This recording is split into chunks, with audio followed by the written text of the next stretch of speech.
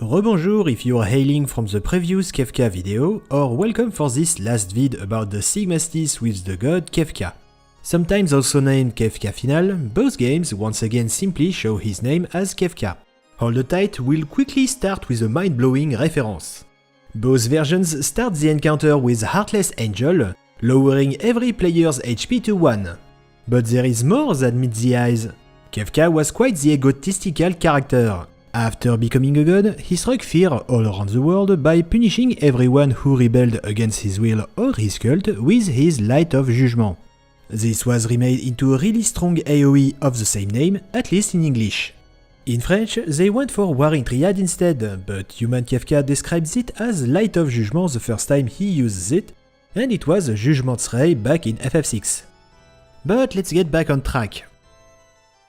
What could be more unnerving for him than seeing a party of heroes managing to go so far as his divine form, and still have the girls to oppose him?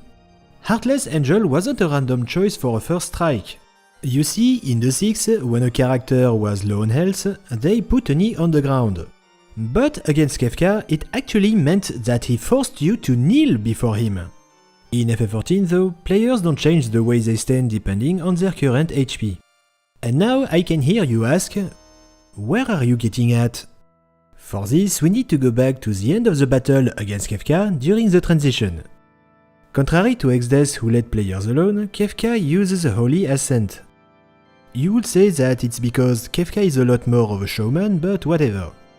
It doesn't deal so much damages, but the most important part of it is that you also get the down for the count ailment. Where it differs from a simple stun is that your character puts a knee on the ground. Yes, in the 14th, Kefka forces you to kneel before his divine form too. While you regaining your composure, we'll now get onto the black magic spells.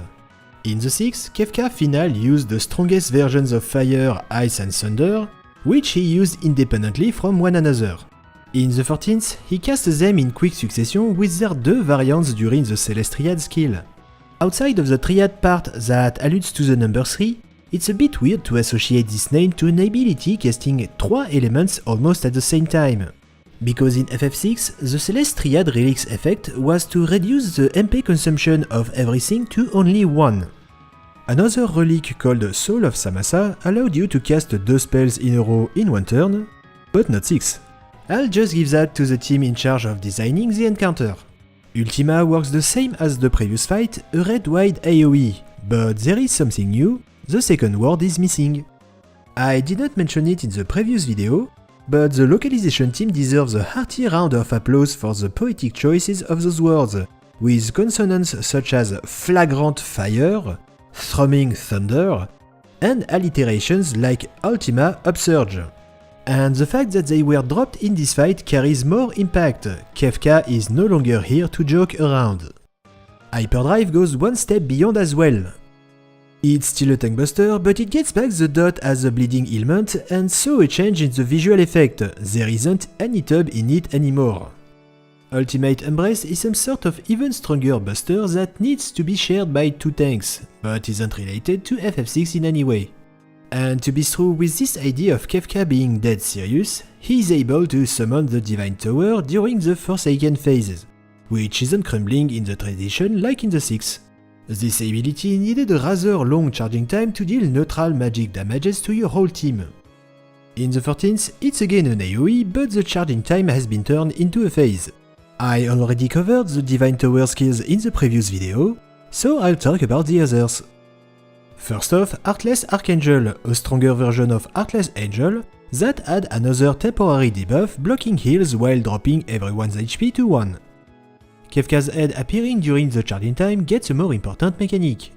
4 players are each tethered to a mad head that explodes once it comes into contact with them, or after some time has passed but for a lot more damages.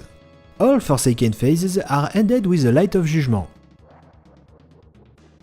Wings of Destruction was a rather strong physical attack on one character. It gets 2 variants in the 14th.